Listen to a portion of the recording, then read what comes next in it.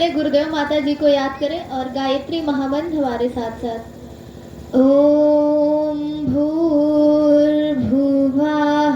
स्वाहा तत्सवितुर्वरेण्यं भर्गो देवस्य धीमहि धियो यो नः प्रचोदयात्।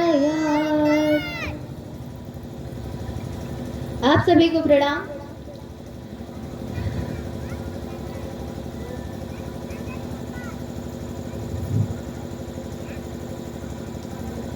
देखिए, जो हमारे गुरुदेव का मिशन है, उन्होंने यही कहा कि फिर से सतयुग लाना है धरती पर, लोगों के विचार बदलने हैं, युग का पूरा परिवर्तन होना है, जैसे लोग जी रहे हैं वो बदल देना है। फिर से वही समय आए जब हर कोई देवता हो, हर कोई सत्य को जी रहा हो, क्योंकि सत्य को जीने की बस की बात सब में नहीं होती।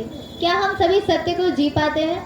कोई एक भी सद्गुण आप उठा लीजिए कि हम जीना चाहते हैं, वो चाहे सत्य हो, चाहे कोई दया हो, करुणा हो, ममता हो, पक्का है कि आपकी परीक्षा होनी तय हो जाएगी। होगी कि नहीं? सबरी के अंदर दया थी। सोचिए कितनी बड़ी परीक्षा हुई उनकी। सब कुछ चला गया, न घर बचा न कुछ, अकेली वन में उनको रहना पड़ा, तपस्या करना पड़ा। जब उनके भीतर वो दया थी तो उसका प्रतिफल भी बहुत बड़ा होता है, पर कीमत भी बहुत बड़ी भगवान लेता है। अगर आप भक्ति जीना चाहते हैं तो जितने भी भक्त हैं उनके उदाहरण जब आप उठाकर देखना शुरू करेंगे तो आपको पता चलेगा कि उनके दिन कितने कष्ट और कठिनाइयों से गुजरे। अंतिम समय तो बहुत शानदार रहा, पर पहले बहुत कष्ट से गुजरा। ऐसे ही सबरी माता का जीवन देखिए कैसा रहा। उनके अंदर दया थी और वो कहते भिल्ली जात की थी सबरी माता। और छोटे जातियों में अक्सर होता है कि जब उनके यहाँ पहले ऐसे होता था कि जब भी विवाह आदि कोई प्रोग्राम होता था तो वहाँ पर जो भोज होता था वो भेड़ बकरियों का दिया जाता था। और उनका भी विवाह ठना था और उन्होंने अपने पिताजी से पूछा कि आप इतने सारी बकरियों को क्यों लेके आए हैं? तो उनके पिताजी ने कहा तुम्हारा विवाह है तो इन सबकी बलि चढ़ेगी और इनका भोज होगा। तो उन्होंने कहा इनका क्यों? इतने जीवों की हत्या क्यों? इनको भी तो तकलीफ होगी, ये भी तो इंसान है। तो उनके पिताजी ने कहा नहीं, ये हमारी परंपरा है। तो सबरी माता के मन में एक बात आई कि यदि मैं ये शादी ना करूं तो फिर शायद इनकी जान बच जाए। पर उनके पिताजी माने नहीं, तो उन्होंने वो घर छोड़ के भाग गई और फिर दोबारा लौट के नहीं आई। सोचिए, एक छोटा सा गुण दया का कितनी बड़ी परीक्षा ले गया। अब माता पिता से दूर चली गई, विवाह भी नहीं हुआ। हम सभी सोचते हैं कि हम अपने अकेले जीवन का निर्वाह कैसे करें। क्या उनके मन में ये प्रश्न नहीं आया होगा कि हम अपना जीवन कैसे बिताएंगे? अभी कोई किसी का साथ देने वाला ना हो तो बहुत टेंशन में रहता है। जैसे हमारे पिताजी, हमारा कोई भाई नहीं है तो वो अक्सर टेंशन में आ जाया करते हैं कि क्या होगा उनके जीवन का। वो भूल जाते हैं कि हम हैं। लेकिन अक्सर क्योंकि समाज ये कहता है कि अगर बेटा नहीं है तो आपका क्या होगा। समाज ये अक्सर कहता है कि जिनके यहाँ बेटा है बस उन्हीं को मानिए कि उनका जीवन सुकून से है, इतना महत्व दिया जाता है। लेकिन उनके मन में भी ये प्रश्न आया रहा होगा, लेकिन नहीं, उन्होंने अपने भीतर पलने वाले सद्गुण को बढ़ावा दिया और छोड़कर चली गई।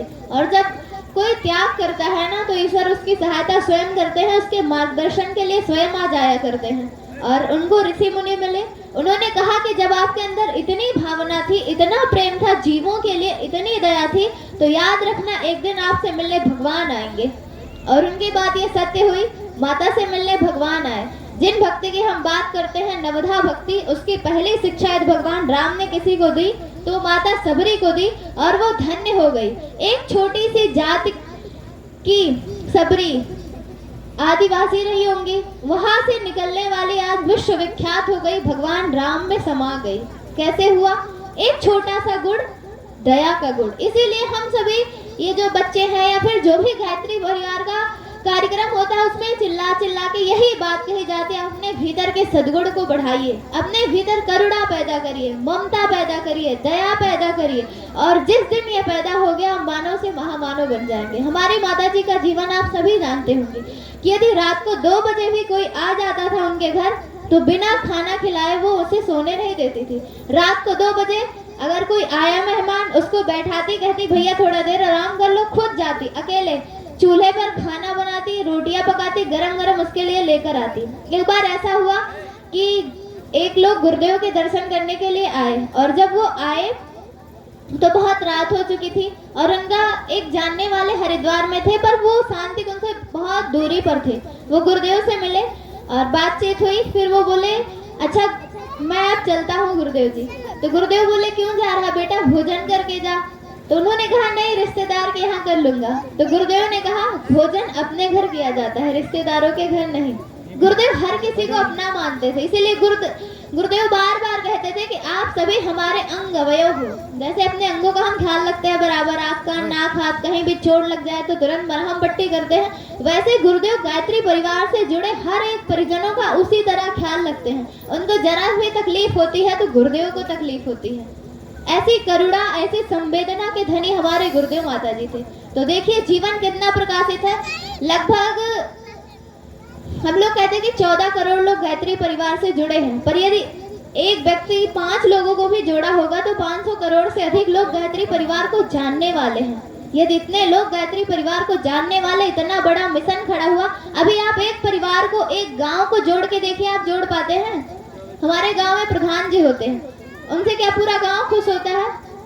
और हमारे गुरुदेव से 500 करोड़ लोग खुश ही नहीं है। अगर वो कह दे एक बार तो उनके लिए अपना जीवन भी देने को तैयार है। कई लोग हमारे हॉस्टल में, हमारी मैम दीक्षा मैम, रुचि मैम, उन्होंने विवाह तक नहीं किया, पूरा जीवन गुरुदेव को दान कर दिया। कहा है कि आखिरी सांस यदि लेंगे तो बस गुरुदेव के नाम लेंगे। पूर्णिमा दीदी मध्य प्रदेश की, आप सब उनके बारे में जानते होंगे, उन्होंने भी अपना पूरा जीवन गुरुदेव के नाम कर दिया। कुछ तो देखा होगा। क्या आप अपना पूरा जीवन अपने माता पिता के लिए कुर्बान कर सकते हैं? कहीं ना कहीं किसी बात को उनके भी इनकार कर देते होंगे, कहते होंगे ये नहीं, ये सही है, कहते होंगे कि नहीं? अपने माता पिता को भी कोई कहते कि नहीं, मैं पूरा जीवन सिर्फ एक ही काम करूंगा, क्या नाम था उनका, श्रवण कुमार बन जाऊंगा, सिर्फ माता पिता की सेवा करूंगा। अगर वो कहते यहीं बैठा रहूंगा तो बैठा रहूंगा, तो भी ऐसा संभव नहीं है आज के युग में कि बच्चे ऐसा करें माता पिता के लिए। पर हमारे गुरुदेव के लिए इतने सारे करोड़ लोग जीवन दान दे दिए। क्यों दे दिए? कुछ तो देखा होगा, प्रेम देखा होगा भीतर, कि वैसा प्रेम देने वाला कोई नहीं। बताइए, कहीं कहीं एक कहानी आती है, एक बार एक बच्चा बहुत बीमार पड़ा, और वो लोग भी गायत्री परिवार से जुड़े हुए थे, और उसको बहुत तेज बुखार थी। उसकी माता दिन रात उसकी सेवा करती, दवाई देती, मलहम पट्टी करती, पर वो ठीक नहीं होता। एक रात उसकी माता उसका पाँव दबाते दबाते सो गई, और जब वो सो गई तो रात को उसको बहुत तेज प्यास लगी, वो उठ नहीं पा रहा था। तो वो बहुत बार बोला, माँ माँ माँ, बहुत बार बुलाया, पर माँ नहीं सुनी, क्योंकि थोड़ी नींद आ गई। 3-4 दिन से लगातार अपने बच्चे की सेवा कर रही थी, और जब नहीं सुनी तो फिर माताजी अपना रूप रख कर आई, एक गिलास पानी उठाया, उस बच्चे को पिलाई और चली गई। और फिर वो बच्चा नींद आई, सो गया। सुबह उठा और तब उस बच्चे की तबीयत बिल्कुल ठीक थी। जिसे भगवान मिल के जाए वो ठीक ना हो तो ऐसा कहाँ हो सकता है। उस बच्चे की तबीयत बिल्कुल ठीक थी।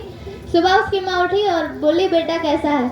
और फिर इसके बाद जब उस बच्चे को वो शांति को लेके गई तो कही, अरे ये माताजी तो मुझे पानी भी ले आने आई थी जिस दिन हम बीमार थे।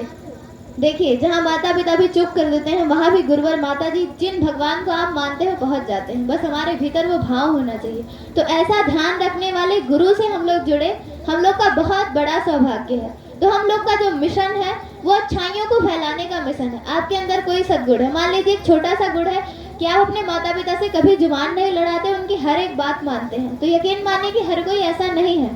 तो जो हमारे भीतर ये सद्गुण है छोटा सा, अब हमें अपने दोस्तों को, अपने जिन भी जानने वालों को मिलना चाहिए, उनको बताना चाहिए कि आप भी ऐसा करिए, और ऐसा करने से फायदा है। आपने भी अनुभव किया होगा कि जिनसे उनके माता पिता खुश होते हैं वो कहीं भी जीवन में हारते नहीं, हर जगह हर परिस्थिति में लड़ जाते हैं। तो अगर यही छोटा छोटा मिशन है। अच्छा ये बताइए कि 1947 में हमारा भारत देश आज़ाद हुआ, और उस आज़ादी के पहले बहुत सारे युवा, बहुत सारे लोग उस आज़ादी में अपना योगदान दिए। बहुत से लोगों ने अपनी जान गंवाई, और उन सभी में से कुछ के नाम हम सभी जानते हैं कि नहीं? पर आज़ादी के बाद जो लोग आए उनका नाम हम जानते हैं, क्योंकि जो समय पे काम आता है वही तो महान होता है। तो ऐसे ही 2026 हमारे गुरुदेव ने कहा, सतयुग का आना निश्चित है। हर मनुष्य में देवत्व का उदय होगा, धरती पर स्वर्ग का अवतरण होगा। और जिस प्रकार भगवान राम ने गुहार लगाई थी कि आइए हमारे साथ हो जाइए, और संस्कृति की सीता को वापस लाने के लिए खराबियों को खत्म करने के लिए, दुष्प्रवृत्तियों का विनाश करने के लिए हमारे साथ हो जाइए, हम आपको श्रेय देना चाहते हैं। क्योंकि भगवान थे, उनकी हार तो हो ही नहीं सकती थी, उनका जीतना तय था। फिर भी वो हर राजा के यहाँ निमंत्रण भिजवाए कि कौन कौन रावण से हमारे साथ लड़ने जाएगा। सबने इनकार कर दिया कि अरे रावण तो बहुत बड़ा है, हम नहीं लड़ पाएंगे उससे। अक्सर जब कोई कुछ हो जाता है, अभी किसी के हाथ दुख तकलीफ हो तो बड़े लोग बहुत देर में पहुंचते हैं, पर गांव के जो सबसे छोटा व्यक्ति होगा सबसे पहले पहुंच जाएगा कि भैया क्या हाल है। वो तो वही बात हर जगह लागू होती है। तो जो व्यक्ति बहुत छोटा होता है, इसीलिए कहते हैं कि गुरु के सामने, भगवान के सामने अपने अहंकार को गला के चलिए। जब आपका अहंकार गला होता है, छोटा व्यक्ति ही बड़ा बनता है, बड़ा व्यक्ति बड़ा नहीं बन पाता, क्योंकि उसके भीतर अहंकार भरा होता है। तो बंदर, भालू, रीछ, ये लोग आगे आए, जिनके अंदर, जिन्हें हमको मानते कि बंदर क्या कर लेगा, उछल कूद, इससे ज्यादा क्या। भगवान हनुमान जी जो अपनी शक्तियों को भूल चुके थे, सुग्रीव के यहाँ नौकरी करते थे, क्योंकि अगर उनको अपनी शक्ति याद होती तो दर दर क्यों भटकते रहते, इस गुफा से उस गुफा। वो भी भटक रहे थे, पर फिर भी वो भटक रहे थे। क्यों भटक रहे थे? क्योंकि अपनी शक्तियां भूल चुके थे। पर जब भगवान राम से जुड़े तो वही समुद्र जैसा लांघने का महान काम कर जाते हैं, पुल बनाने जैसा महान काम कर जाते हैं नल और नील। क्यों? भगवान से जुड़ गए, भगवान के काम में लग गए, और छोटे व्यक्ति बड़े बनते हुए चले गए। तो ऐसे गुरुदेव भी पुकार रहे हैं। भगवान कृष्ण ने गोवर्धन पर्वत को छोटी उंगली से उठाया, लेकिन हम सभी कहते हैं कि सभी ग्वाल वालों ने मिलकर उठाया, तो श्रेय उनको मिल गया कि उन्होंने किया तो भगवान राम ने, है ना। कोई भी काम भगवान ही करते। एक कहानी और आती है कि नल और नील पत्थर पर राम नाम लिखकर तैरा देते और वो तैर जाता, और वो सोचते कि भगवान राम की शक्ति से तैर रहा है। तो भगवान राम ने भी सोचे कि ये लोग सिर्फ हमको मानते ही हैं कि सही में मानते हैं, तो उन्होंने भी परीक्षा लेनी चाहिए। अब वो गए और एक पत्थर उठाया, उस पर लिखा राम, और उस पत्थर को पानी में जैसे ही फेंका वो पत्थर डूब गया। तो सब लोग सोचे अरे प्रभु ने तो राम नाम लिखा, पत्थर डूब गया, और हम लोग राम नाम लिखते हैं तो पत्थर तैर जाता है, फिर ये क्या हो गया। तो उन्होंने कहा नहीं नहीं, हो गया होगा, अब की बार अगर भगवान राम लिखे तो अब की बार पक्का तैर जाएगा। तो फिर भगवान राम ने एक पत्थर लिया, उस पर लिखा राम, और फिर पानी में जैसे ही फेंका वो डूब गया। अब सभी लोग सोचे अच्छा ये तो हमारे हाथों का कमाल है कि हम राम नाम लिखते हैं और पत्थर तैराते हैं तो तैर जाता है, भगवान में तो कोई शक्ति नहीं है, वो तो पत्थर पे राम लिखते हैं और फिर पत्थर डूब जाता है। पर सब में एक असली भक्त भी होता है, जिसे विवेक की कसौटी पर वो जानता है कि करने कराने वाला वही है निमित्त। हम कहते हैं निमित्त मात्रम भव सभ्य साची। हम छोटे छोटे बच्चे आपके सामने बोल पाएंगे? आप तो हमारे माता पिता जैसे हैं, हमको तो अपने माता पिता के सामने दो शब्द बोलते डर लगता है, फिर हम आपके सामने कैसे बोलेंगे बताइए। हम भी वहाँ से जब तक यहाँ बैठे रहते यही सोचते हैं हम क्या बोलेंगे, हम क्या बोलेंगे, पर जब माइक मिलता है तो बोलने लगते हैं। क्यों बोलने लगते हैं? उस गुरु की शक्ति हम में उतर जाती है, उस माता जी की शक्ति हम में उतर जाती है। कहते हैं निमित्र मात्रम भव सभ्य साची। आप निमित्र बनिए, काम करने और कराने का काम भगवान का, वो पीछे से काम करते हैं, हम नहीं काम करते। इस चेहरे को आप मत मानिए कि हम बोलते हैं, हम आपको महाकाल का निमंत्रण देने आए हैं कि आइए हमारे साथ हो जाइए और भगवान का काम करिए, आप धन्य हो जाएंगे। ये हम नहीं कहते, ये उनका संदेश है, और उनके संदेश को जब आप सुनकर समझकर भीतर उतार लेते हैं तो सच में आप धन्य हो जाते हैं। पर हनुमान जी ये सब देख रहे थे, सुन रहे थे। हनुमान जी ने कहा कि कुछ भी हो, पत्थर तैरता हमारी प्रभु की ही शक्ति से है। तो भगवान राम ने कहा कि कैसे हनुमान, बताओ तो हमको भी। उन्होंने कहा कि जो पत्थर पानी में डूब जाता है उस पर भी यदि आपका नाम राम लिख देते हैं तो वो भी तैर जाता है, पर जो पत्थर आपके ही हाथों से छोड़ दिया जाए, यानी कि जिसे आप ही त्याग देंगे, वो कैसे तैर सकता है? जो नहीं तैर सकता, यदि आपका नाम ले ले वो तर जाता है, पर जहां आप अपने ही हाथों से छोड़ दे रहे हैं तो वो कैसे तरेगा? तो इसका मतलब कि करने कराने वाला भगवान है, हम सभी निमित्त हैं। तो ये भी एक आमंत्रण है महाकाल का। उनका एक सपना है, एक उद्देश्य है कि मनुष्य में देवत्व का उदय, धरती पर स्वर्ग का अवतरण। वो चाहते हैं कि हर कोई व्यक्ति के विचार और भावनाएं बदल जाएं, और उसे बदलने में हम अगर उनका सहयोग करें तो फिर हमें उन्हें अग्रणी पंक्ति में खड़े होंगे और हमारा भी नाम उन्हें नल नील, हनुमान जी, अंगद जी की तरह बन जाएगा। उसी गिलहरी की भांति हम भी इतिहास के पन्नों के साक्षी होंगे कि जब जंगल में आग लगी थी तो थोड़ा ही सही योगदान तो उस छोटी नन्ही चिड़िया ने भी किया था। कल कहानी भैया ने आपको सुनाई थी।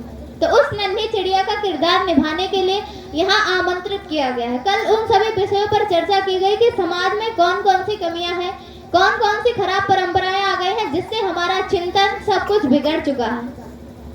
पर आज बात करेंगे वो सुधरे कैसे। वो सुधरने का एकमात्र ऐसा तरीका है गायत्री महामंत्र। आप सोचेंगे गायत्री महामंत्र से क्या सब कुछ हो सकता है। हम सर जी की कोचिंग में जब पहली बार पढ़ने गए थे तो उन्होंने हमारा नाम पूछा था और हम ना नाम नहीं बता पाए। दूसरे दिन भी हम नहीं बता पाए। तीसरे दिन डरते डरते अपना नाम बोले कि मेरा नाम पूर्णिमा है, वो भी सर जी सुन ही नहीं पाए, इतना स्लो बोले। और आज यहाँ अगर बोल रहे हैं तो हम ये कह सकते हैं कि लगातार जो गायत्री महामंत्र का जप किया उसका ही परिणाम है।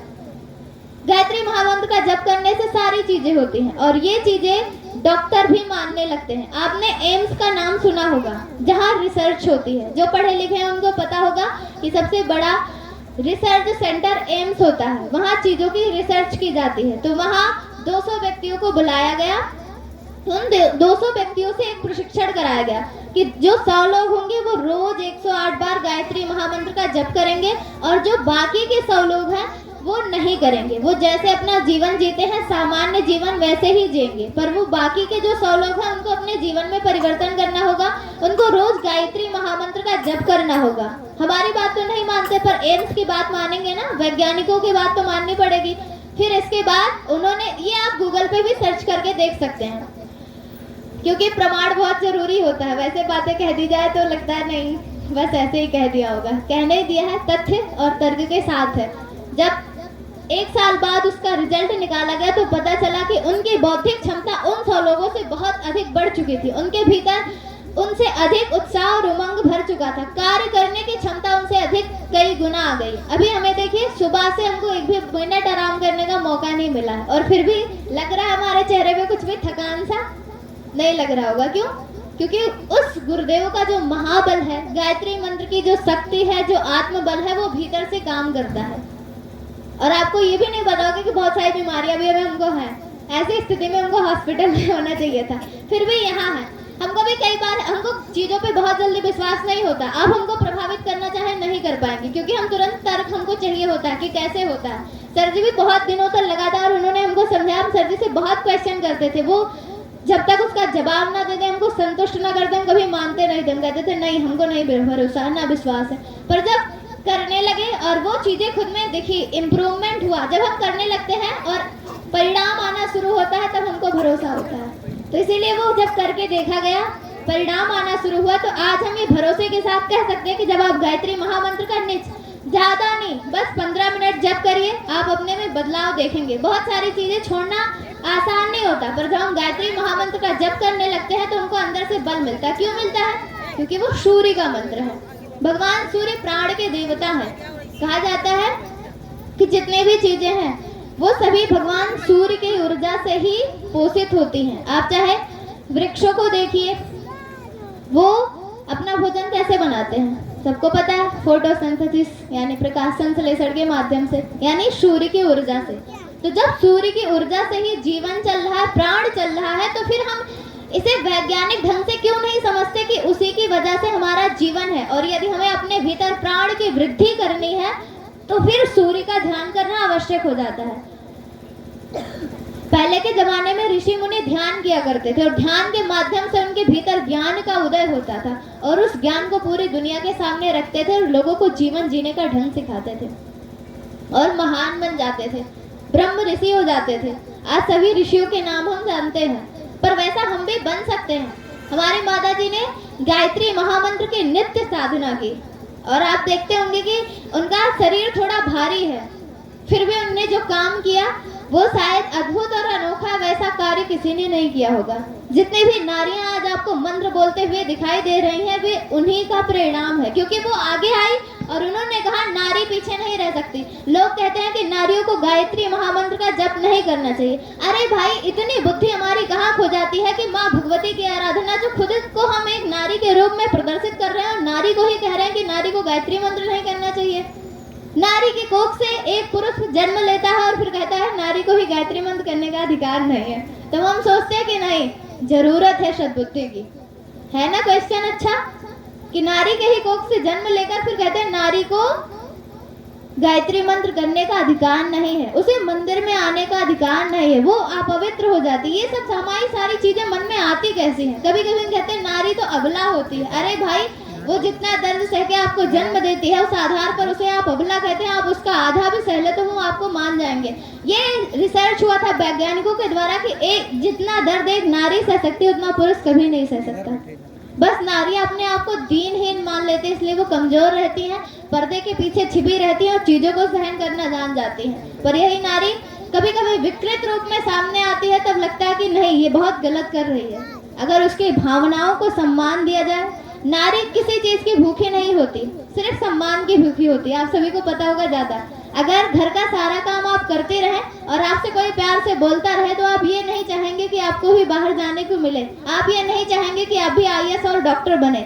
हमको लगता है कि महिलाएं सिर्फ सम्मान की भूखी होती है। वो चाहती हैं कि उनके घर का उनका बेटा, उनकी बेटी और उनका जो पति है बहुत आगे जाए, उन्नति करे और वो उनकी सेवा करते रहे। महिलाओं में सेवा का गुण बहुत कमाल का होता है, वो सेवा करना चाहती हैं। पर जब उनको सम्मान नहीं मिल पाता, उनके उस गुण का कदर नहीं हो पाता, तब जाके उनके अंदर विद्रोह पैदा होता है। तब वही परिवार में कलह के रूप में जन्म लेता है, जो पूरे घर में अशांति पैदा कर देता है। तब कोई घर का कोई परिवार सुखी नहीं रहता। तो इसीलिए जो है, नारियों का सम्मान करना आवश्यक है। हम टॉपिक से भटक गए हैं। हम यही बता रहे थे कि गायत्री महामंत्र का जप हमको करना चाहिए, क्योंकि वैज्ञानिकों द्वारा प्रूव कर चुका गया है कि गायत्री मंत्र जब हम करते हैं तो उससे हमारी बौद्धिक क्षमता का विकास होता है। और वो विकास कैसे होता है आप सब देख सकते हैं। इतनी सारी बच्चियां आपके सामने हैं। हमारे गांव में भी कई उदाहरण हैं जिनके घर में शराब पी जाती थी, गुटखा खाया जाता था, और वो बच्चियां 10वीं पार करके पढ़ाई छोड़ चुकी थी और 3 साल बाद उन्होंने फिर एडमिशन लिया बीए में। आज वो अध्यापक भी हैं। हमारे ही सामने की बात है, और हमने ही उनके घर हमारा सौभाग्य रहा कि गायत्री मंत्र पहुंचाया। तो गायत्री मंत्र से बहुत कुछ होता है, दिन भर हमको नहीं करना। महात्मा गांधी कहते थे कि यदि मैं गायत्री मंत्र का मानसिक जाप ना करता तो कब का पागल हो चुका होता। क्यों? क्योंकि वो हमें बल देता है लड़ने की। और जब वो आ जाते कि लड़ाई लड़ रहे थे तो चारों तरफ से बस उनको चुनौतियां ही मिलती थी। उसमें जो उनको संभलने का सामर्थ्य था वो गायत्री मंत्र ही देता था। तो इसलिए हम सभी प्रार्थना करेंगे कि जिस उद्देश्य को लेकर गुरुदेव चले, एक तो गायत्री मंत्र का जप जिससे हमको शक्ति मिले, और दूसरा स्वाध्याय। यदि आपके भीतर ऊर्जा है, ये तो अच्छा है। जैसे खेत है, अब वो उर्वर हो गया, उसकी जुताई गुड़ाई निराई हो गई, पर अब उसमें कौन सा बीज डाला जाए ये भी तो हमें ध्यान देने की आवश्यकता है। यदि हम कहीं बबूल का पेड़ बो दिए तो परिणाम कुछ भी हाथ नहीं आएगा। पर वहीं अगर विवेक का इस्तेमाल करके हमने आम का बीज रोपा है तो परिणाम में हम तो जब तक जिएंगे आम का स्वाद लेंगे ही, हमारी आने वाली पीढ़ियां भी उस आम का लाभ लेंगी।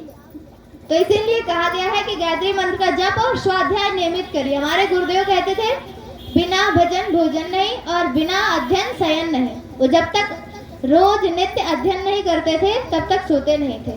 तो इसीलिए बहुत बल दिया गया इन चीजों पे कि आप गायत्री महामंत्र करिए। हम भी फोर्स करते कि बहुत जगह ये जाके देखा, लोगों के जीवन में सुधार हुआ, तब हम आपको आके बता रहे हैं। नहीं तो हमें भी बताने की कोई मनसा नहीं। दुर्गेश सर को देखिए, उनकी माताजी कैंसर से पीड़ित है, फिर उनको इतना तामझाम करने की क्या जरूरत थी? क्योंकि उनको लगता है कि कहीं ना कहीं सद्बुद्धि की कमी है, और उसकी पूर्ति के लिए जिन लोगों के पास कुछ अच्छे गुण हैं, कुछ अच्छी भावनाएं हैं, उन्हें लोगों तक फैलाने की जरूरत है।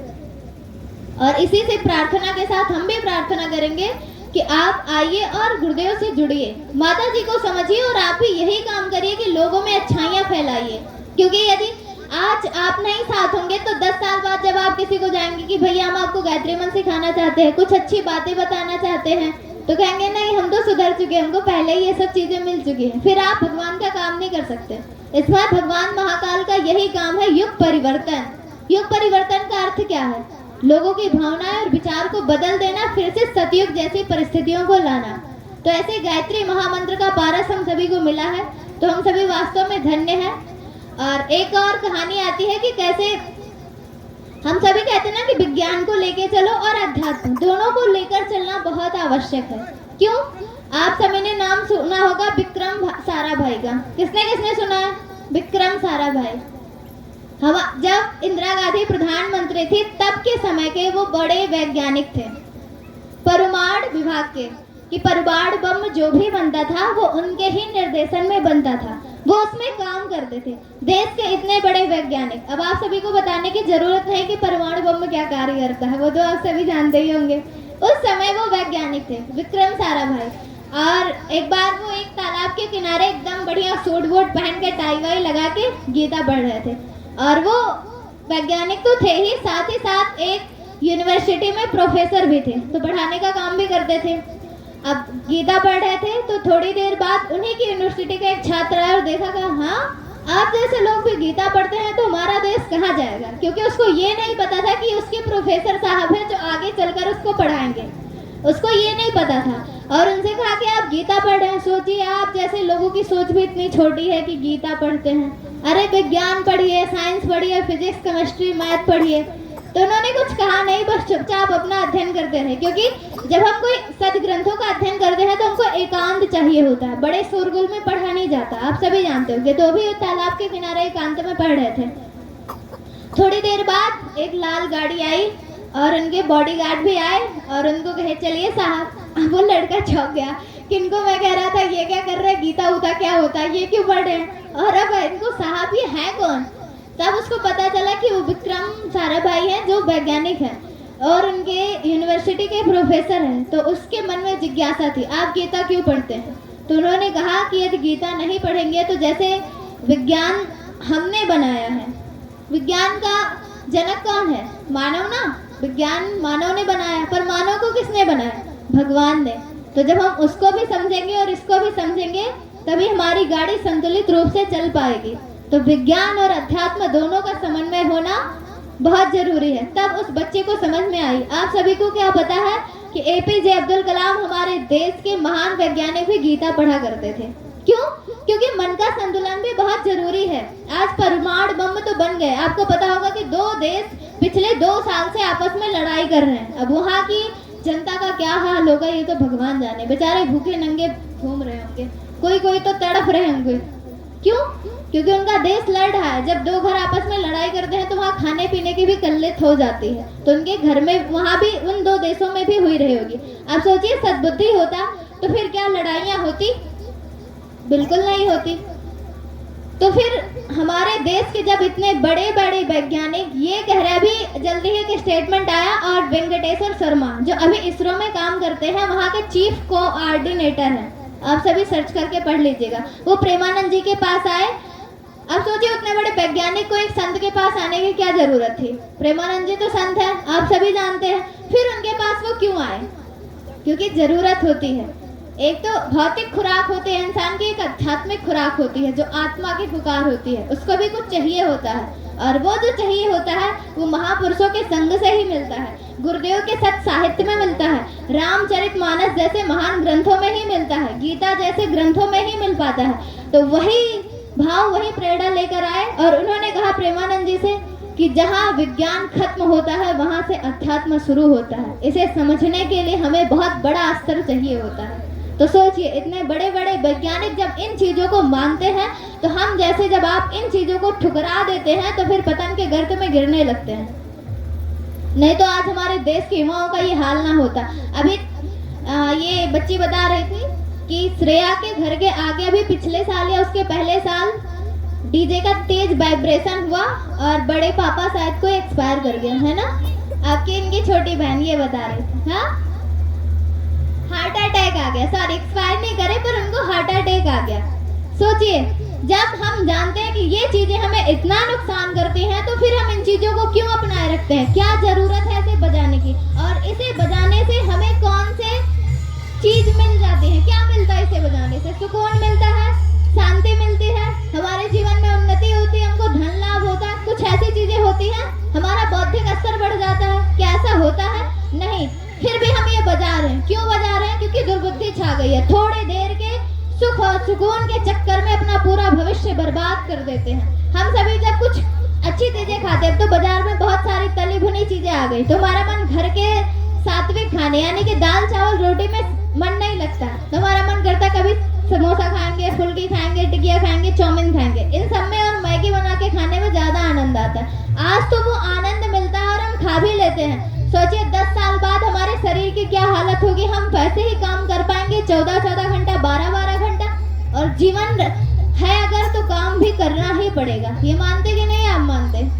क्या कोई आपको खाट पे रोज खाना दे पाएगा? नहीं। फिर हम स्वस्थ नहीं रहेंगे तो फिर कैसे हमारा जीवन चलेगा? इन सारी चीजों पे हमारा चिंतन कभी जाता ही नहीं। तो उन सारी चीजों पर हमारा चिंतन जाए, इसके लिए जरूरी है कि हमारे भीतर सद्बुद्धि का उदय हो। भगवान शिव भी कहते हैं, कहा उमा में अनुभव अपना, सत हरि भजन जगत सब सपना। ये तो आप भी जानते होंगे कि भगवान से बढ़कर भगवान का नाम होता है, भजन से बढ़कर कुछ भी सत्य है ही नहीं। यदि कोई चीज सत्य है तो वो है भजन। वो चाहे भगवान राम का नाम लीजिए, कृष्ण का नाम लीजिए, गायत्री महामंत्र जप करिए। गायत्री महामंत्र श्रेष्ठ मंत्र इसलिए कहा गया है क्योंकि वो सद्बुद्धि का मंत्र है। विवेकानंद जी बार बार कहते थे कि भगवान से मांगने, जब किसी हम बड़े राजा के पास जाते हैं तो हमके उसके गौरव के अनुरूप चीजें मांगनी चाहिए। जैसे हम राजा के पास गए और उससे कहते हमको कद्दू चाहिए, तो राजा को भी हंसी आएगी कि इतनी बड़ी हस्ती के पास आया और मांग रहा है कद्दू। वैसे भगवान से मांगने की कोई चीज है तो वो है सद्बुद्धि। क्यों? भगवान ने अथाह संपत्ति दे रखी है, आपके बुद्धि में ही इतना बल भर रखा है, इतनी सामर्थ्य भर रखी है कि आप चाहे तो मंगल ग्रह पे भी चले जाएं। अभी कुछ वैज्ञानिक जाके लौटे हैं, तो यहाँ तक इंसान पहुँच सकता है। उसकी पहुँच बहुत बड़ी है, फिर भी यदि छोटा बन के रह जा रहा है तो क्यों? सद्बुद्धि नहीं है। ये बात आप मानते कि नहीं मानते? मानते होंगे। तो इसी सद्बुद्धि को बढ़ाने का जो मंत्र है वो गायत्री महामंत्र है। तो विवेकानंद जी बार बार कहा करते थे कि यदि भगवान से मांगने योग्य कोई वस्तु है तो सद्बुद्धि मांगिए, और माता गायत्री सद्बुद्धि की देवी हैं। यदि हम उनकी उपासना करेंगे, ज्ञान की उपासना करेंगे, तो हमारा भी जीवन का स्तर बदलता हुआ चला जाएगा। सभी लोग जानते हैं कि 89 साल की उम्र में गोस्वामी तुलसीदास जी जप करने बैठते हैं, रामचरितमानस लिखने बैठते हैं। उनको अपने बुढ़ापे में सद्बुद्धि आई, तब भी वो कमाल का काम कर गए। पर यदि आज से ही हमें सद्बुद्धि आ गई तो सोचिए आगे हम क्या क्या करेंगे, है ना? तो इसीलिए ये बहुत जरूरी है कि हम गायत्री महामंत्र की महिमा को समझें। तो आइए एक प्रज्ञा गीत कि गायत्री के महामंत्र से जीवन के सब पाप हरो, सुंदर सुखी बनेगा जीवन, गायत्री का जाप करो। महामंत्र से जीवन के सब पाप हरो, गायत्री के महामंत्र से जीवन के सब पाप हरो, सुंदर सुखी बनेगा जीवन, गायत्री का जाप करो। सुंदर सुखी बनेगा जीवन, गायत्री का जाप करो। ओम भूर्भुवः स्वः तत्सवितुर्वरेण्यं भर्गो देवस्य धीमहि धियो यो न प्रचोदयात्। ओम भूर्भुवः स्वः तत्सवितुर्वरेण्यं भर्गो देवस्य धीमहि धियो यो न प्रचोदयात्। ये मंत्र है मंगलकारी, सद्बुद्धि बढ़ाने वाला। ये मंत्र है मंगलकारी, सद्बुद्धि बढ़ाने वाला। हर साधक के जीवन में नव ज्योति जगाने वाला। हर साधक के जीवन में नव ज्योति जगाने वाला, सब कष्ट मिटाने वाला। करो साधना तन से मन से, करो साधना तन से मन से, दूर सभी संताप करो। सुंदर सुखी बनेगा जीवन, गायत्री का जाप करो। सुंदर सुखी बनेगा जीवन, गायत्री का जाप करो।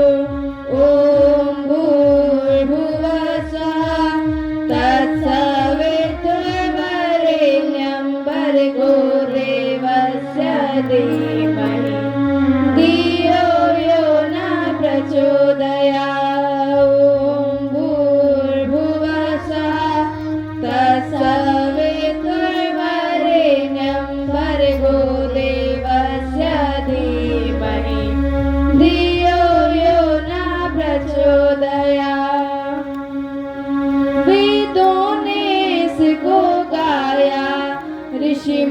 मुनियों ने अपनाया, वेदों ने इसको गाया, ऋषि मुनियों ने अपनाया, अवतारी पुरुषों ने भी श्रद्धा से शीश झुकाया, अवतारी पुरुषों ने भी श्रद्धा से शीश झुकाया, सबने वांछित फल पाया। कलयुग में भी इसे सुमिर कर, कलयुग में भी इसे सुमिर कर, सब अपने अभिशाप हरो, सुंदर सुखी बनेगा जीवन, गायत्री का जाप करो, सुंदर सुखी बनेगा जीवन, गायत्री का जाप करो। ओम भूर्भुवः तत्सवितुर्वरेण्यं भर्गो देवस्य धीमहि धियो यो न प्रचोदयात्। ओम भूर्भुवः तत्सवितुर्वरेण्यं भर्गो देवस्य धीमहि धियो यो न प्रचोदयात्। बोले गायत्री माता जी की, परम वंदनीय माता जी की।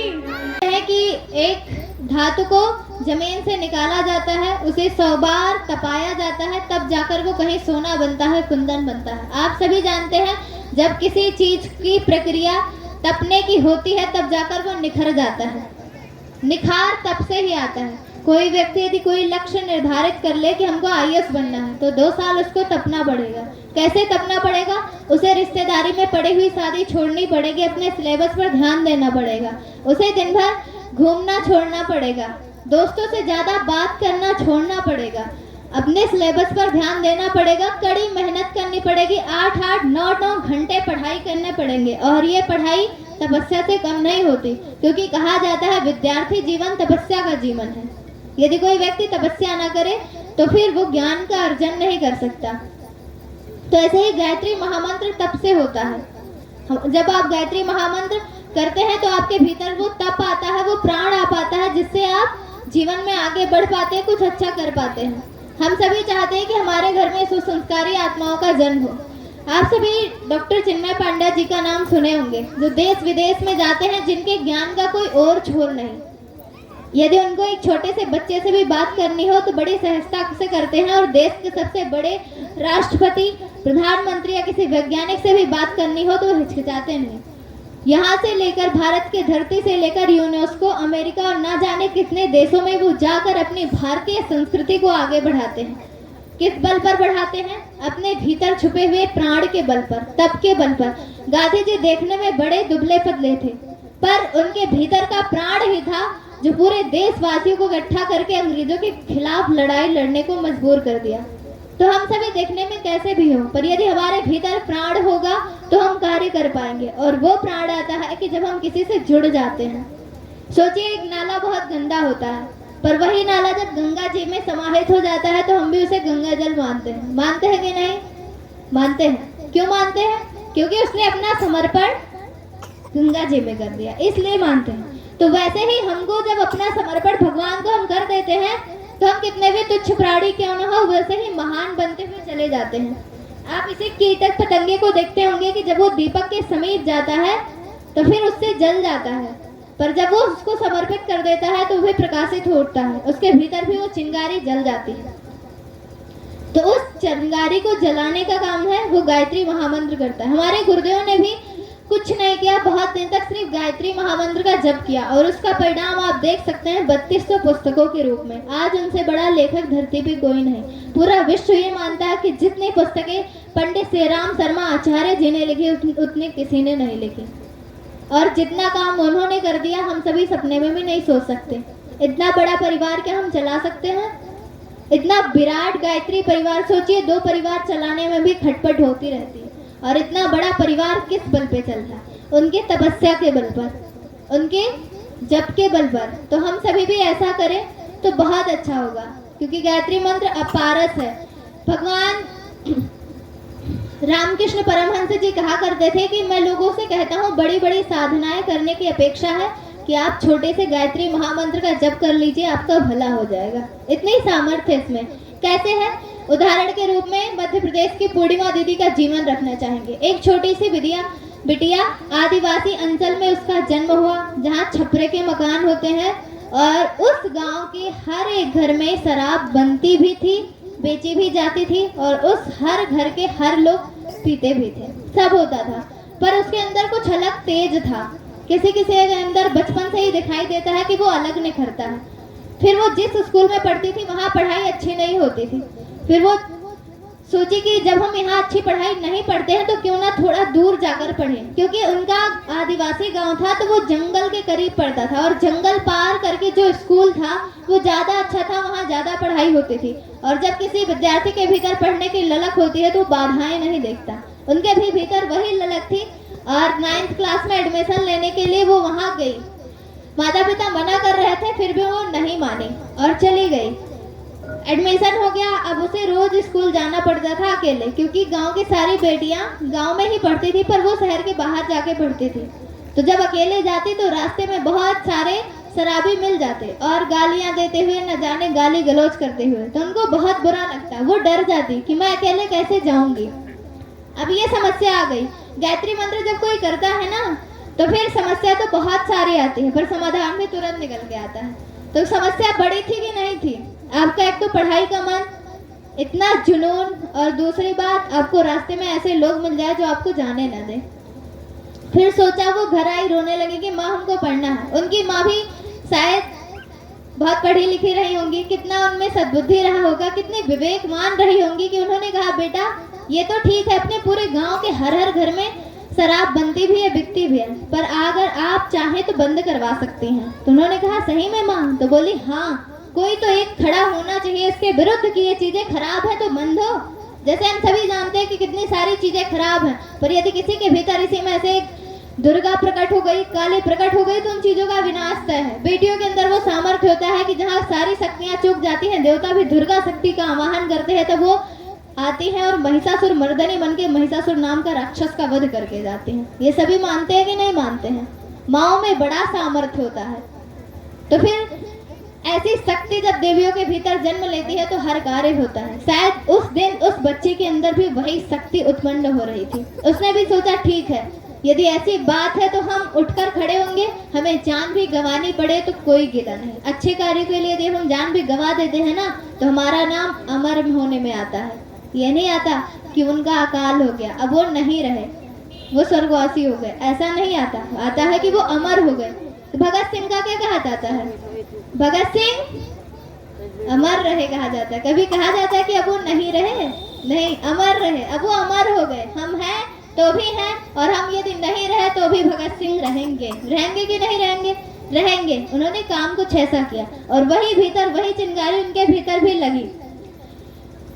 उन्होंने कहा ठीक है, अब वो कुछ बच्चियों को अपने गांव के, जैसे हम सभी बच्चियां आपके बीच आते हैं और कहते हैं कि हमारे साथ हो जाइए, तो वैसे वो भी गई, और वो बच्चियां भी समझदार थी, उनके साथ हो गई, क्योंकि वो सभी भी पीड़ित थी।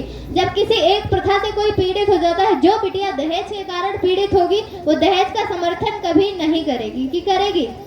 कभी नहीं करेगी। तो जब पूरा गांव इसी चीज से त्रस्त था तो क्यों समर्थन करता? सारी बेटियां उसके साथ खड़ी हो गई, और वो घर घर जाके कहने लगी कि शराब बेचना और पीना दोनों बंद कर दीजिए, ये सारी चीजें बहुत ही खराब हैं। कुछ माने और कुछ लोग नहीं माने, कुछ लोग विद्रोह पर उतर आए। लोगों ने लाठियां ले ली, तो उन्होंने कहा कि हम पीछे नहीं हटेंगे, चाहे हमको मार दिया जाए। और जब कोई किसी एक बात के लिए संकल्प कर लेता है तो उसका साथ भगवान भी देता है। आखिर में उन्हीं लोगों को पीछे हटना पड़ा।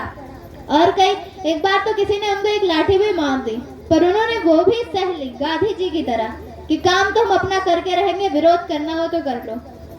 और एक दिन ऐसा है कि उसके पूरे गांव के एक एक घर में शराब बंद हो गई, और सबके घर उन्होंने गायत्री माता का चित्र ले जाकर दे दिया और कहा आप कुछ नहीं कर सकते तो सुबह एक दिया जला के बस 10 बार, 15 बार, 24 बार गायत्री महामंत्र का जप करिए।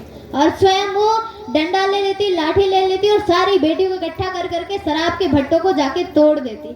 क्या एक बिटिया के अंदर लक्ष्मीबाई जैसा साहस पैदा नहीं हुआ? हुआ। और वो यहीं नहीं रुकी, फिर उनके मन में विचार आया कि जब हमारे गांव में ऐसी स्थिति है, यहाँ की बेटी थोड़ा दूर जाकर पढ़ नहीं सकती, तो पूरे देश का क्या हाल होगा। उनके भीतर पीड़ा जन्म ली। जब किसी व्यक्ति के भीतर कुछ करने की पीड़ा जन्म लेती है तो वो बुद्ध बनता है। बुद्ध के अंदर भी पीड़ा थी ना, कि ये समाज ऐसा क्यों है, यहाँ बलि क्यों दे जाती है। बहुत सारी बातें उनके मन में आई और उन्होंने सर्वस्व त्याग दिया। तब जाकर बुद्धू से बुद्ध बन गए। हम लोग भी बुद्धू हैं और बुद्ध की यात्रा पर निकल जाएंगे तो जीवन सार्थक हो जाएगा। तो उसने भी यही सोचा और फिर देखते देखते उन्होंने अपने पूरे गांव का ही नहीं, गायत्री मंत्र और गुरुदेव दोनों का बल उन्होंने अपने भीतर ले लिया कि हम नहीं हारेंगे, नहीं लड़ेंगे। यदि हमको पुलिस थानों में भी बंद कर दिया जाएगा तो हम जीत जाएंगे। पुलिस वालों ने भी उनको रोकने का बहुत साहस किया, पर जब कोई अच्छाई के लिए लड़ता है तो कितना कोई रोकेगा। हम खराब काम करते हैं तो हम खुद ही डर जाएंगे, क्योंकि जब हम खराब काम करते हैं तो हमारी अंतरात्मा स्वयं धिक्कारने लगती है, तो हमारे भीतर का बल मर जाता है, हमारे चेहरे का तेज सो जाता है। पर जब हम अच्छा काम करते हैं तो हम दहाड़ के कहते हैं कि हमने ये अच्छा काम किया है। कोई एक व्यक्ति भी 100 पेड़ लगाते तो कम से कम 20 लोगों से कहेगा, हे भैया हम 100 पेड़ लगाए 100। तो जब अच्छा काम करते हैं तो उसमें बल होता है, और जब हम खराब काम करने लगते हैं तो हमारी अंतरात्मा हमको धिक्कारती है। तो आप लोग से भी प्रार्थना है कि जब आपकी आत्मा ही कहने लगे ये चीजें नहीं ठीक है, तुरंत त्याग दीजिए। और जिस दिन आपकी अंतरात्मा कहे ये चीजें ठीक हैं, तो अगर पूरी दुनिया भी विरोध करे तो भी चलते रहिए। उन्होंने ऐसा ही किया और तब जाके अपने पूरे गांव को मुक्त करा दिया, पूरे जिले को मुक्त करा दिया। अब वो भारत के हर कोने में जाती है, तो मध्य प्रदेश की, पर अपने यहाँ भी आई थी, राजस्थान में अभी काम कर रही हैं। और उनका लक्ष्य है कि 2026 तक भारत की 1.25 करोड़ बेटियों को दुर्गा की शक्ति के रूप में, काली शक्ति के रूप में, वंदनीय माता जी के रूप में लाकर खड़ा कर देंगे। उनको फैशन से दूर कर देंगे, उनको खराब गाने, गंदे गाने, अश्लील गानों से दूर कर देंगे। उनको हम शिक्षा का महत्व समझा देंगे और अपने पैरों पर खड़ा करके ही मानेंगे। वो स्वावलंबन भी चलाती हैं। उन्होंने लगभग 50 गांव की महिलाओं को अकेले रोजगार दिया। वो बिटिया जो अकेले पढ़ने जाने के लिए डरती थी, आज 50 गांव की महिलाएं उसके यहाँ काम करती हैं और वो उनको रोजगार देती है, स्वावलंबन का काम करती है। उन्होंने गौशाला का निर्माण किया जिसमें 100 गायें रहती हैं। क्या अच्छा काम नहीं है? क्या हम सभी के लिए अनुकरणीय काम नहीं है? क्या वो हमारी रोल मॉडल नहीं हो सकती? हम सभी तो आलिया भट्ट ना जाने कितनी हीरोइनों को मान लेते हैं, ये जैसा पहनती है, जैसा करती हैं वैसा करेंगे, तो हम भी बर्बाद होते हुए चले जाते हैं। वो लोग इंडिपेंडेंट है, अपने पैरों पे खड़ी है, पर हम कब खड़े होंगे? हमारे भीतर भी तो वो जन्म लेना चाहिए कि हमारे भीतर भी कुछ प्रतिभा है, उसे हम दिखाएंगे। उन्होंने ऐसा किया। अब वो जितनी भी गरीब परिवार की बेटियां होती हैं सब तक जाती हैं, सबको सही राह बताती हैं और उनको आगे बढ़ाने का काम करती हैं। एक दिन ऐसा आएगा जब हर कोई उस बेटी को अपना आदर्श मानेगा, कहेगा बेटी हो तो उसकी जैसी हो। तो इसीलिए हम सभी को भी अपना जीवन ऐसे बनाना चाहिए कि हर कोई हम पे गर्व करे, हमारे माता पिता करें, हम स्वयं अपने ऊपर गर्व करें कि हमारे भीतर ये अच्छाइयाँ हैं। हमारे माता पिता, हमारा समाज, हमारा राष्ट्र भी गर्व करे कि हम भारतीय संस्कृति को आगे बढ़ाने का काम करते हैं, उसको पीछे खींचने का काम नहीं करते। आप सभी जानते होंगे कि भारतीय संस्कृति की मर्यादा क्या है, उसकी गौरव गरिमा क्या है। अभी इससे परिचित होंगे, कोई ऐसा नहीं जो इससे अपरिचित हो, तो फिर उसे गंवाए नहीं, उसे साथ लेकर चलें। और ये बल आपके भीतर तब पैदा होगा जब आप गायत्री महामंत्र का नित्य जप करेंगे। नहीं अच्छा लगता गायत्री मंत्र तो भगवान राम का नाम जपिए, वो भी नहीं अच्छा लगता, कृष्ण भगवान अच्छे लगता है तो जपिए और उनको पढ़िए कि उन्होंने जैसे जीवन में अच्छा काम किया। भगवान अपने लिए जीवन जिए, कृष्ण भगवान अपने लिए जीवन जिए, कोई बताइए अपने लिए उन्होंने जीवन जिया? सबके लिए लड़ते रहे कि ये सुखी हो जाए, ये सुखी हो जाए, इनको इनका राज्य मिल जाए। भगवान राम भी आए तो भी उन्होंने यही किया कि धर्म की स्थापना के लिए कभी सीता जी से दूर रहे, कभी अपने माता पिता से दूर रहे। उन्होंने भी जीवन भर कष्ट सहा। तो हम लोगों को भी ऐसा करना चाहिए कि जीवन का यही नियम है कि जितना जो बोता है उतना वो काटता भी है, कई गुना काटता है यहाँ तक। तो हमको भी ऐसा बनना चाहिए, ऐसे अपने जीवन को उदाहरणीय बनाना चाहिए जिसका अनुकरण कोई कर सके, जिसे पाकर लोग धन्य हो और कहें कि हम तो धन्य हो गए, हमारे घर ऐसा बेटा आया, हमारे घर ऐसी बिटिया आई। तभी हमारा जीवन सफल होगा, क्योंकि हमको छोटा बन के नहीं रहना, भगवान का काम करना है। और जो भगवान का काम करते हैं भगवान उनके साथ साथ कदम से कदम मिलाकर चलते हैं। यह आपने भी अनुभव किया होगा और हमने भी किया है। तो आज हम सिर्फ गायत्री महामंत्र के विषय के बारे में बात की और ये सत प्रसिद्ध सही है, आप इसे अपने जीवन में उतार कर देख सकते हैं। गुरुदेव ने हमारे पूरा अपना जीवन जो था वो इसी परीक्षण में लगा दिया कि गायत्री महामंत्र फायदा करता है कि नहीं। गुरुदेव किसी से नहीं कहते थे गायत्री महामंत्र करो। 40 साल बाद उन्होंने लोगों से कहना शुरू किया। एक बार उनके गुरु आए 15 साल की उम्र में, उनसे कहा कि आप नित्य गायत्री महामंत्र का जप करिए। उन्होंने एक बार में हाँ कह दिया। समर्पण ऐसे ही होता है कि बिना तर्क वितर्क आपने जो कहा हम करेंगे, इसी का नाम समर्पण है, इसी का नाम प्रेम है। उन्होंने कर दिया। 24 साल तक जौ की रोटी बिना नमक छाछ पर जीवन गुजारा। अब जब ये साल कंप्लीट हुए तो फिर एक बार उनके गुरुदेव आए और उन्होंने कहा आपने तो कहा था करो और आपने कहा था कि 2 घंटे नित्य पढ़ना भी। मैं खूब पढ़ा भी और खूब गायत्री महामंत्र का जप भी किया। अब मुझे मिला क्या? मेरे पास तो पैसे है नहीं, मेरे पास तो कोई भी चीज है ही नहीं। तो उन्होंने कहा कि आपको इतना मिल गया है जितना किसी को नहीं मिला। अभी कोई कहे सोच ले कि मैं इतना बड़ा यज्ञ करवाऊंगा, वो सोचता रह जाएगा। 2 साल 3 साल 4 साल बीत जाएंगे, नहीं करवा पाएगा, व्यवस्था ही नहीं बनेगी। पर उन्होंने कहा कि अगर आप सोच ले कि हम आज के 10 दिन बाद यज्ञ करवाएंगे तो हो जाएगा, व्यवस्था अपने आप बन जाएगी। आपका मन इतना निर्मल हो गया है, उसमें इतनी ऊर्जा भर गई है, उतना शक्ति भर गई है, मन की सामर्थ्य अथाह है। स्वामी विवेकानंद कहा करते थे कि विचारों में बड़ी ताकत होती है। यदि कोई व्यक्ति एक गुफा में कोई एक विचार ले, निरंतर उसका चिंतन करे और वही चिंतन करते करते वो मर जाए, तो फिर कई साल बाद भी उसके विचार उस जगह से फूट कर निकलेंगे और वही कार्य लोगों से कराने को मजबूर कर देंगे, क्योंकि विचारों में इतना बड़ा बल होता है। हमारे गुरुदेव के मन में भी तो एक छोटा सा विचार आया होगा कि हम ऐसे लोगों का जीवन बदलेंगे। आज बदला या नहीं बदला? बदला। हम लोग की दृष्टि भले ही छोटी हो, हम ना जान पाते हो, पर अगर बाहर आप जाएंगे तो हर जगह आपको गायत्री परिवार के लोग मिल जाएंगे। और अगर ये जान गए कि आप गायत्री परिवार से हैं तो आपको ऐसा सम्मान देंगे जैसे कोई देवता को देता हो। ऐसी स्थिति हो गई है इस समय भारत में। तो हम यही प्रार्थना करेंगे कि जिस गायत्री महामंत्र के विषय में इतनी चर्चा सुनते हैं, इतने विचारों के बल को सुनते हैं, जो उनके गुरुदेव ने कहा कि आपका मन निर्मल हो गया, जो भी आप सोचेंगे हो गया, हो जाएगा। उन्होंने सोचा कि हम 1000 कुंड का यज्ञ करेंगे। इतनी आसानी से 15 लाख लोग उसमें आए और एक व्यक्ति ने इतना सारा आयोजन कर दिखाया। 3200 की पुस्तकें लिख दी और इतना बड़ा भव्य गायत्री परिवार का निर्माण कर दिया।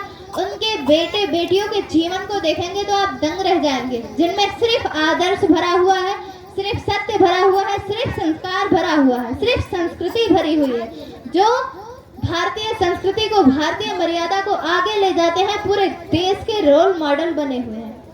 ऐसा परिवार उन्होंने विकसित कर दिया।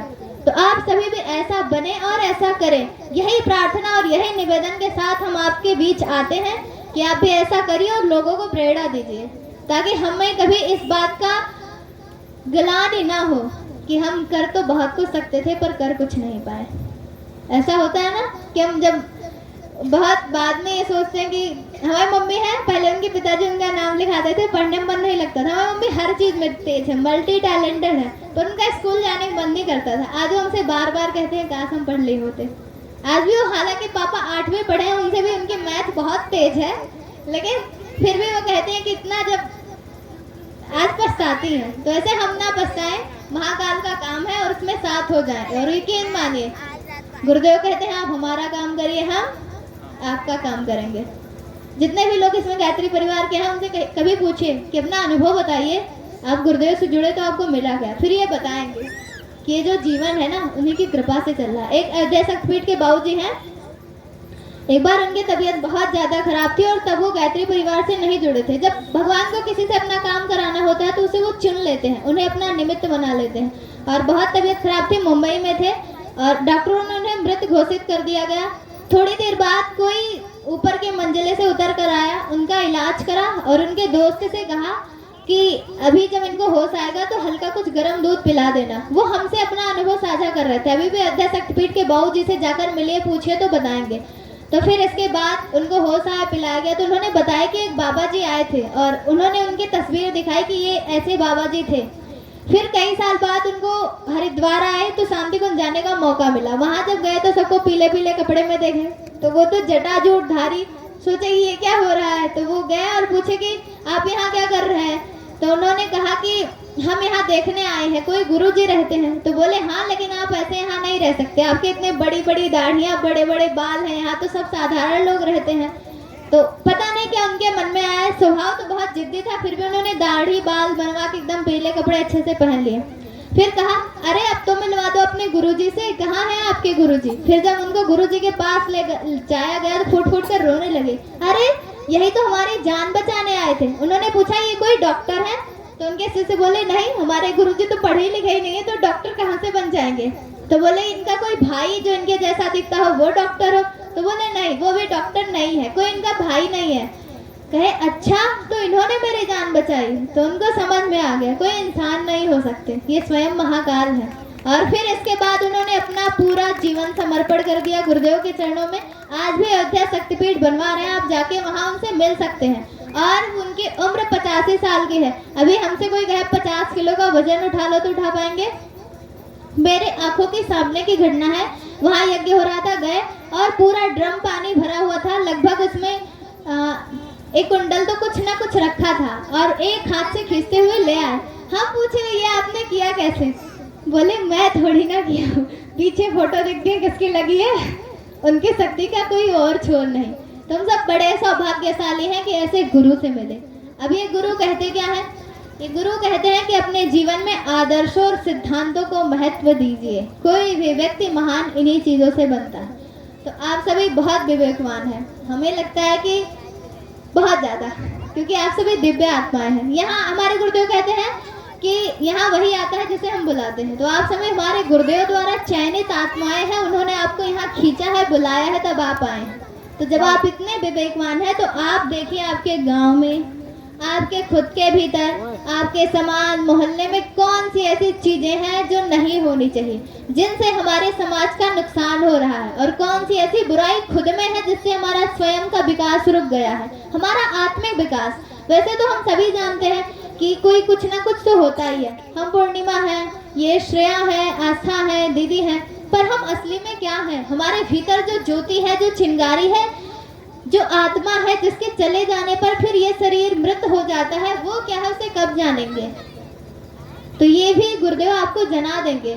तो ये भी तो कमी है हमारे आत्मिक विकास में। यदि हम इसे नहीं जान पा रहे तो इसका मतलब हम भी अभी भ्रम में जी रहे, इस शरीर को अपना मान रहे। अगर इसका एक रोया भी टूट जाए, क्या दोबारा उसी स्थान पे हम लगा सकते हैं? नहीं। इसका मतलब हमारे हाथ में कुछ भी नहीं, हमारे अंदर कोई सामर्थ्य नहीं, हम बहुत खोखले हैं। सामर्थ्य किसके भीतर है? उस आत्मा की, उस ज्योति के जो भीतर है, और उसे जानने के लिए हमारा आत्मिक विकास होना बहुत जरूरी है। तो वो आत्मिक विकास गुरुदेव प्रदान करते हैं, वो भौतिक लाभ हमको भी देते हैं और आत्मिक लाभ भी देते हैं। तो हम ऐसे गुरुदेव से जुड़े, हमारा जीवन धन्य बने। और आप सभी तो इसीलिए जो भी कमियां खुद में लगे, अपने आत्मिक विकास की रुकावट लगे, उन्हें त्याग दीजिए। जो दूसरों में लगे उनको प्रेरणा दीजिए कि गुरुदेव का जीवन देखिए कितना शानदार जीवन था, हमको भी ऐसा जीना चाहिए। और किताबें ले लीजिए। कल दुर्गेश्वर से प्रार्थना करेंगे कि यहाँ पे एक साहित्य स्टॉल लगा दे, ताकि उस ज्ञान के खजाने को, जिस पारस मणि को छूकर ये बच्चे बने हैं, हमको कुछ अच्छा जानने को मिला है। बहुत सारे लोग न जाने कितनी गिरी हुई स्थिति से उठकर उठा बन गए। आप सभी को पता है कि हमारे प्रधानमंत्री नरेंद्र मोदी जी ने भी गायत्री साधना करी है। किसको किसको पता है? उन्होंने किया है। वो गुरुदेव के सारे वांग्मय पढ़ चुके हैं, और हम सभी, आप सभी ने एक भी किताबें नहीं पढ़ी, हम लोगों ने तो 2-4 भी नहीं पढ़ी होंगी। तो समझिए कि मोदी जी अगर पढ़ के वहाँ पहुँच सकते हैं तो हम भी कहीं ना कहीं पहुँच ही जाएंगे। तो इसीलिए आप सभी से प्रार्थना है कि गुरुदेव के सत साहित्यों को लीजिए, खरीदिए और पढ़िए, और अपना भी जीवन धन्य बनाइए, और जुड़े सभी लोगों का। क्योंकि हमारे गुरुदेव कहते थे आत्मवत सर्वभूतेषु, अपनी ही आत्मा सब में है। जैसे हमको कोई चीज़ तकलीफ होती है तो आपको भी होती होगी। हम ऊंचा उठना चाहते हैं तो ये भावनाएं आपके भीतर होंगी। तो ऐसे ही एक दूसरे का सहयोग करते हुए, स्वर्गीय वातावरण का निर्माण करते हुए धरती पर स्वर्ग को उतारे, मनुष्य में देवत्व का उदय और धरती पर स्वर्ग का अवतरण। यह उद्घोष सफल हो, सफल हो, सफल हो। हम बदलेंगे, हम सुधरेंगे। अभी आवाज नहीं आई। हम बदलेंगे, युग बदलेगा। हम सुधरेंगे, युग सुधरेगा। ऐसी गुरुवर माता जी आपको शक्ति दे, साहस दे, भक्ति दे, ज्ञान दे। ऐसी प्रार्थना और शुभकामना और धन्यवाद।